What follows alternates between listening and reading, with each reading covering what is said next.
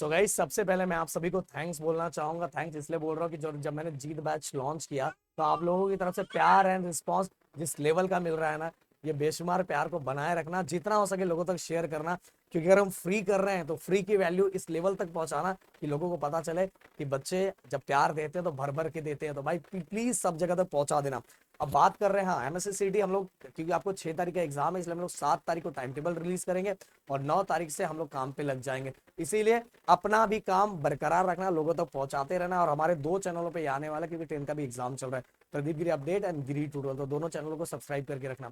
अब बात करते हैं, अगर जिन बच्चे का कुछ भी नहीं हुआ है, कुछ भी नहीं हुआ बायो, तो उसको क्या करना है। सबसे पहली बात तो गाइस, आप लोगों को पता है कि सेम टू सेम इसका जो पैटर्न होता है, पैटर्न के बारे में ऑलरेडी मैंने वीडियो बनाया था कि आपका जो बायो का जो पैटर्न होता है सेम फिजिक्स और केमिस्ट्री के तरह ही होता है, बिल्कुल अलग नहीं होता। तो इसमें भी 1 मार्क्स के क्वेश्चन, 2 मार्क्स के क्वेश्चन, 3 मार्क्स के क्वेश्चन और 4 मार्क्स के क्वेश्चन होते हैं। अगर आपका कुछ नहीं हुआ है, कुछ भी पढ़ के नहीं हुआ, तो सबसे पहली बात तो आपको 1 मार्क्स के क्वेश्चन पे फोकस करना चाहिए। 18 मार्क्स आपकी झोली में आराम से आ जाएगा भाई। तो 18 मार्क्स के लिए काम करने के लिए MCQ and very short answer करना पड़ेगा। अब आपके मन में क्वेश्चन ये आएगा, सर एमसीक्यू कहां से करें। तो एमसीक्यू करने के लिए एमसीक्यू आप क्वेश्चन बैंक या तो आप टेक्स्ट बुक के जो पीछे वहां से आराम से कर सकते हो, जिसमें एग्जाम में बहुत सारी चीजें वहां ऑलरेडी आपको दिखाई देगी। तो यहां से 1 मार्क्स के क्वेश्चन दिखाई देते हैं। अब आपको एक पैटर्न हमेशा फॉलो करना है। 2 मार्क्स के लिए 4 पॉइंट, 3 मार्क्स के लिए 6 पॉइंट, इस तरह के पैटर्न को डबल कर देना है। इस तरह के पैटर्न को फॉलो करना है। जिन बच्चों को ज्यादा कुछ आता नहीं है तो भाई ये पैटर्न को थोड़ा रखना। हाँ, जिन बच्चों को आता है तो सभी लिख के आते हैं, सभी डायग्राम सब कुछ करके आते हैं। पर जिन बच्चों को नहीं आता वो बच्चे क्या करें, तो मैंने बताया उन बच्चों को ये चीजें फॉलो करना चाहिए। सबसे पहले पूरे बायो के अंदर मोस्ट इंपॉर्टेंट चीज होता है डायग्राम्स। अगर आप डायग्राम नहीं बना रहे हो, आप पूरी कहानी लिख दे रहे हो, आपने डायग्राम नहीं बनाया, तो भाई बिल्कुल गलत इंपैक्ट जाएगा, बिल्कुल गलत। इससे अच्छा है कि डायग्राम ड्रॉ करो, प्रॉपर तरीके से लेवलिंग करो। एक पॉइंट कम भी लिखोगे तो भी चल जाएगा। और आपको नहीं आ रहा है तो डायग्राम याद करो, लेवलिंग याद कर लो, उससे रिलेटेड चीजों को थोड़ा क्या, उससे रिलेटेड अगर 2 मार्क्स के लिए तो 4 पॉइंट वो डायग्राम देख के, उसकी लेवलिंग को देख के आप बना सकते हो, तो भी आपको मार्क्स मिल जाएगा। समझ में आ रहा है। तो मेरा कहने का मतलब है डायग्राम से फोकस करना बहुत बहुत बहुत ज्यादा जरूरी है। अगर आप थोड़ा और अच्छा करना था 2 मार्क्स से क्वेश्चन कर लो। क्वेश्चन बैंक में भी 2 मार्क्स से बहुत सारे दिए हुए हैं, 1 मार्क्स के बहुत सारे दिए हुए हैं।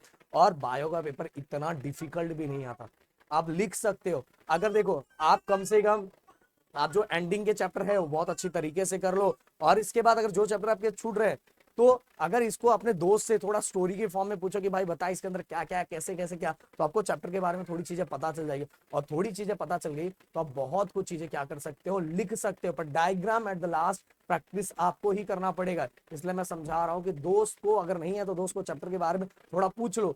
नहीं तो पता चला आप उससे रिलेटेड अगर लिखोगे तो मार्क्स मिलने के चांसेस रहते हैं। बट अगर आपने पूछा हुआ है आम, आप लिख रहे हो अचार, दोनों दिखता है एक जैसे है, पर नहीं मिलेगा भाई मार्क्स। समझ में आ रहा है। हाँ, वो लास्ट कंडीशन के अगर कुछ भी नहीं आ रहा है तो भाई जो लिखना है वो लिखो, पर एग्जाम में पेपर पूरा लिख के आना, पेपर पूरा का पूरा भर के आना। ये नहीं कि तेरे भाई ने 40 मार्क्स का पेपर लिख के आया, नहीं, बाहर निकलने का जितना चाहिए, जितना नहीं आ रहा तो वो भी लिख के आया। पेपर में मैंने स्टार्टिंग में बोला कि कोई भी चीज छोड़ के मत आओ। लास्ट ऑप्शन ये होता कि नहीं आ रहा तो किसी से भी रिलेटेड कुछ भी लिख के आओ, पर लिख के आओ। समझ में आ रहा। तो अभी भी आपके पास बहुत अच्छा खासा टाइम है। आज है 3 तारीख, 3, 4, 5, 3 दिन में बहुत कुछ हो सकता है। ऐसे ऐसे सब्जेक्ट आपने संभाल लिया। मैथ जैसा सब्जेक्ट, मैथ तो हो सकता है आप में से बहुत लोग का नहीं होगा, केमिस्ट्री, फिजिक्स जैसे सब, फिजिक्स में भी टाइम था, केमिस्ट्री जैसे सब्जेक्ट, ये सभी को आपने बहुत हैंडल किया। तो भाई इसमें तो अच्छा खासा टाइम दिया हुआ, अच्छा खासा टाइम दिया, तो इसको प्रॉपर तरीके से यूज करो, क्योंकि इसके बाद तो मजा ही करना है ना, इसके बाद तो मजा ही करना है। समझ में आ रहा है। इसीलिए जितना दम दिखा सकते हो उतना दम दिखा दो, जोर दिखा दो। और गाइस मैं यही बोलूंगा एक चीज और, बायो का मैंने पहले ही बोला था, मैंने और राहुल सर ने, कि हमारे यहाँ ऑफलाइन में आप सभी को पता है कि अपने इधर जो टीचर्स होते हैं, नेक्स्ट लेवल के टीचर्स होते हैं, उनकी टीचिंग एक्सपीरियंस से लेके सब चीजें अगर आप काउंट करोगे, और मैं बोल रहा हूँ सबसे बड़ी बात होती है उनका खुद का नॉलेज। टीचिंग एक्सपीरियंस अगर 50 साल का भी हुआ और उनका नॉलेज 0% है, तो उसका कोई मतलब नहीं होता कि पढ़ाने का प्रेजेंटेशन बिल्कुल ना के बराबर है, तो भी बच्चे उसको पसंद नहीं करते। फिर भी यहाँ हर चीजों से फुलफिल है।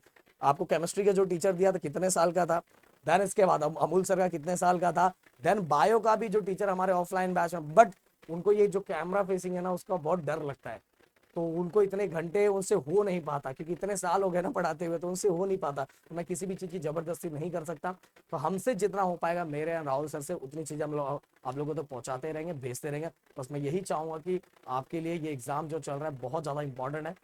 यहाँ वहाँ की इंपॉर्टेंस से अच्छा है। मैं हमेशा बोलूंगा प्लीज अपनी तरीके से, अपने थोड़े जोर पे लग जाओगे ना तो बहुत अच्छा स्कोर कर लोगे। तो मिलते हैं नेक्स्ट वीडियो में। Thank you so much guys. जय हिंद एंड जय महाराष्ट्र दोस्तों।